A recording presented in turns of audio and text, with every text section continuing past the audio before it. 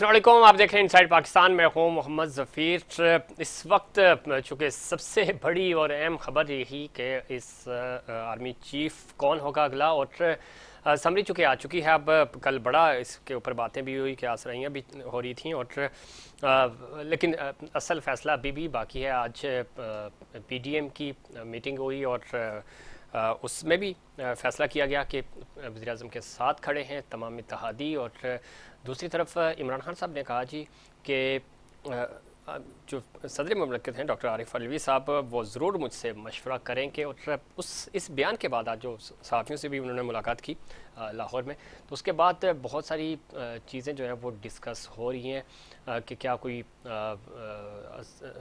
जो इमरान खान साहब हैं वो आखिरी कार्ड खेलेंगे, और कौन सा कार्ड उनके पास है। तो वो बज़ाहिर तो डॉक्टर आरिफ अलवी साहब नज़र आ रहे हैं, लेकिन अगर हम पिछले कई महीनों की डेवलपमेंट्स देखें तो उसमें लगता नहीं है कि आरिफ अलवी साहब कोई जो हमें 9 अप्रैल की रात वाला मामला हुआ था उस तरह की कोई चीज़ होती हुई नज़र आ रही है। चीज़ें ऑलमोस्ट आइनी तौर पे स्मूथ नज़र आ रही हैं, लेकिन जो पॉलिटिकल स्टेक होल्डर्स हैं उनके जो बयानात आ रहे हैं, और ख़ास तौर पे हुकूमत के ख़ुद बयानात जो आ रहे हैं, वज़रा के बयानात आ रहे हैं, वो कन्फ्यूजन का शिकार है। और चूँकि लिस्ट तो आ चुकी है और अब इसमें अगर मगर नहीं होना चाहिए, लेकिन हो रहा है। क्या वजह है और क्यों अभी तक ये जो तैनाती है इसको कंट्रोवर्शियल किया जा रहा है। दूसरी तरफ आज आर्मी चीफ का अलविदाई खिताब था, और उन्होंने आज बहुत सारी बातें की जो कि इससे पहले भी हो चुकी हैं। डीजीआई एसपीआर भी कह चुके हैं, लेकिन ज़ाहिर है आज आर्मी चीफ साहब के ने खिताब किया, और उन्होंने जहां पाक फ़ौज की शहादतें और उनके जो लवाहिकीन हैं उनके साथ इजहार यकजहती किया, उनको खराज तहसीन पेश किया। साथ ही साथ उन्होंने कहा जी पाक फ़ौज अब सियासत में हिस्सा नहीं लेगी, और इस पे जो हमारे सियासी पंडित हैं वो ये समझते हैं कि इसका मतलब ये है कि इससे पहले ज़ाहिर आप सियासत का हिस्सा थे, सियासत में हिस्सा ले रहे थे।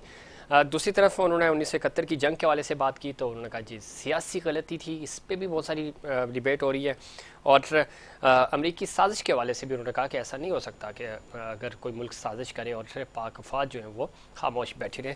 और बहुत एक उन्होंने आज कहा कि हम सियासत में नहीं है, लेकिन उनके जो खिताब था उसमें बहुत सारी सियासी बातें भी हुई। इन तमाम इश्यूज़ पे बात करेंगे, और ख़ास तौर पे अगला सिपह सालार कौन होगा, और क्या कोई ख़बर है इस मामले में, और सारे ज़्यादा तजिए तबसरे तो हो रहे हैं, कुछ सरप्राइज़ भी हो सकता है। इन तमाम इश्यूज़ पे बात करेंगे। हमारे साथ मौजूद हैं जनाब नदीम रज़ा साहब, सीनियर सहाफ़ी, सीनियर तजियाकार हैं, इस्लामाबाद से हमें ज्वाइन कर रहे हैं। नदीम रज़ा साहब खुश आमदीद कहते हैं आपको प्रोग्राम में। असलान खान साहब हमारे साथ कराची स्टूडियो में मौजूद हैं, तजियाकार हैं। असलान खुश आमदीद कहते हैं आपको भी प्रोग्राम में। किस तरह देखते हैं ख़ास तौर पे इस वक्त जो डेवलपमेंट है, जो बात हो रही है, वो मामला सारा आर्मी चीफ की तैनाती है। असलान नदीम रज़ा साहब से भी हम जानेंगे, हमारा रब्ता मुनक़ता हो गया। आप किस तरह देखते हैं आज? एक तो आर्मी चीफ साहब ने वाज़ेह तौर पे बता दिया है फ़ौज अब सियासत में हिस्सा नहीं लेगी, और वो चाहते हैं कि जमहूरी क़ुव्वतें अपने चीज़ें आगे लेके चलें और इस मुल्क को तरक्की की तरफ लेके जाएँ। औज़ु बिल्लाहि मिनश शैतानिर रजीम, बिस्मिल्लाहिर रहमानिर रहीम।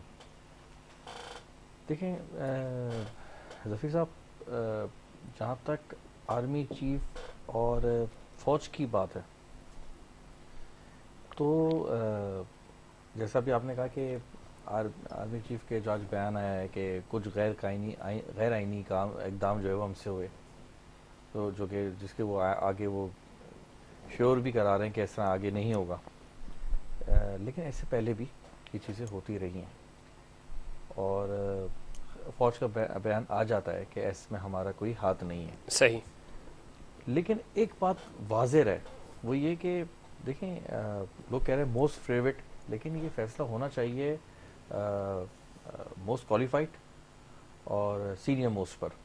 ठीक, तो इसमें तो है जो 6 के 6 हैं क्वालिफाइड हैं, और मोस्ट सीनियर की जो आप बात कर रहे हैं बिल्कुल होना चाहिए। और उसके ऊपर ज़ाहिर है वज़ीर-ए-आज़म का इस्तेहक़ाक़ है, वज़ीर-ए-आज़म जिस नाम को तरजीह दें, लेकिन इसके ऊपर सियासत हो रही है। हमने देखा आसिफ अली ज़रदारी साहब की एंट्री हुई, और उसके बाद बिल्कुल नंबर्स चेंज हो गए, चीज़ें ही बदल गई, माहौल बदल गया।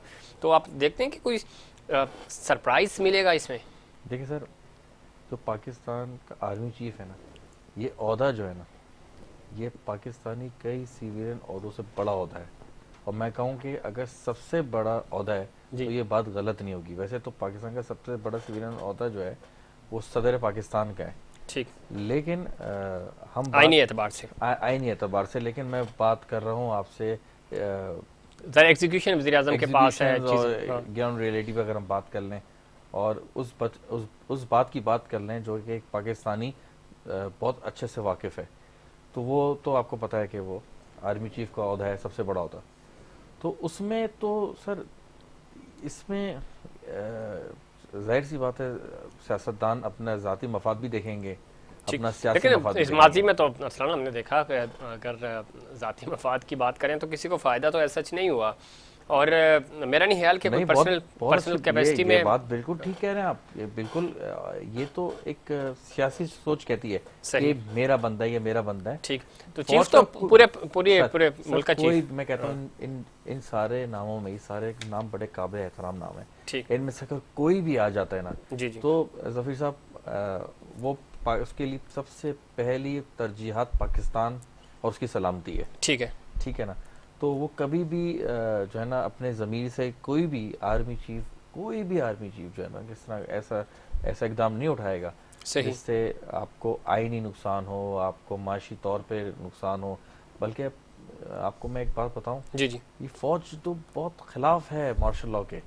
ये जर्नल्स भी वो कहते हैं कि यार मतलब अगर हम ऐवानों में और हम इस तरह के काम करें तो तो हमारा काम इसमें कौन यहाँ आप करेगा। क्या समझते हैं पॉलिटिकली जो हमारी लीडरशिप है सर होना नहीं चाहिए। वो लैग कर जाती सर है। सर सर सर जी। होना नहीं चाहिए, लेकिन मसला ये क्योंकि ये गवर्नर वाला काम ना हो जाए इसमें कि सदर पाकिस्तान दूसरे दिन बयान दे रहे हो कि सही। मेरे पास तो नाम ही एक आया था, अच्छा। और वहाँ पे एमक्यूएम कहती रही कि मेरे पास हमने 5 नाम भेजे हैं। कितना बड़ा गेम गवर्नर के नाम पर इस पर हमने देख लिया।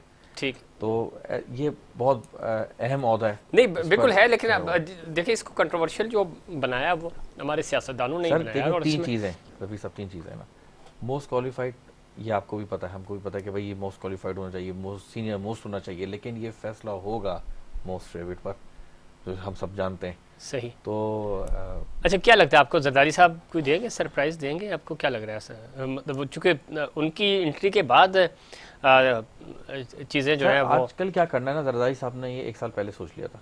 अच्छा। जरदारी साहब के जो होमवर्क है ना वो बड़ा कंप्लीट होता है। ठीक।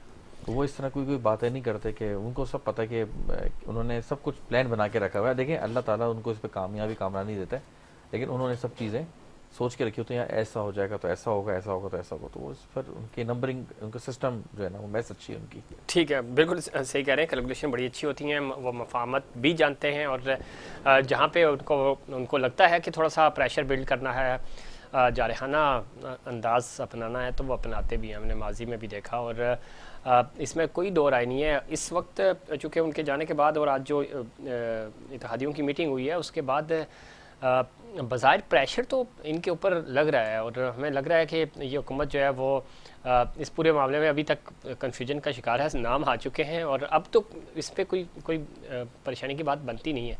लेकिन ज़ाहिर है वज़ीर आज़म किस नाम को मार करके सदर की तरफ भेजते हैं समरी, और फिर सदर ममलकत ने उसके ऊपर साइन करने हैं, तो ताकि ये जो पूरा मामला प्रोसेस है वो स्मूथ तरीके से हो सके, इसके ऊपर डिबेट हो रही है। और इसको फोकस किया जा रहा है कि क्या यहाँ पे अब कोई आइनी तौर पे कोई हर्डल तो नहीं आएगी, या कोई इस तरह का प्रेशर तो नहीं होगा। तो इसको हुकूमत जो है वो चाह रही है कि ये प्रॉपर तरीके से हो जाए। और आज ज़रा इत्तेहादियों से मशावरत भी हुई, और इस मशावरत को तमाम इत्तेहादियों ने, खासतौर पर पाकिस्तान पीपल्स पार्टी की जब हम बात करते हैं तो उन्होंने भी कहा है कि जी खुशाइंद है। और हमने पहली दफ़ा देखा कि वज़ीर आज़म जो है वो तमाम इत्तेहादियों को साथ लेके चल रहे हैं। और इसमें चूँकि खान साहब की जो एंट्री है वो, खान साहब है नहीं अपोजिशन में, अगर होते अपोजिशन लीडर के तौर पे होते तो शायद ज़ाहिर उनका एक मशावरत बनती थी, उनका इनपुट होता, लेकिन वो इस पूरे खेल से ही बाहर हैं। लेकिन वो कह रहे हैं कि डॉक्टर आरिफ अलवी जो है वो हमसे मशावरत करेंगे, और मशावरत होगी उसके बाद जो भी उनके पास नाम आएंगे तो वो ज़रूर इनसे कंसर्न करेंगे। तो असल इसको किस तरह देखते हैं?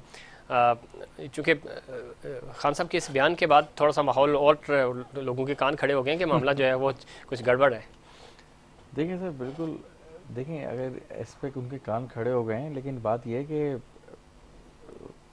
मियाँ साहब और जरदारी साहब ने कुछ ना कुछ एक इस पर स्ट्रॉन्ग एक कैंपेन ऑलरेडी बना के रखी हुई है और उनका एक उनकी रिपोर्ट तैयार है।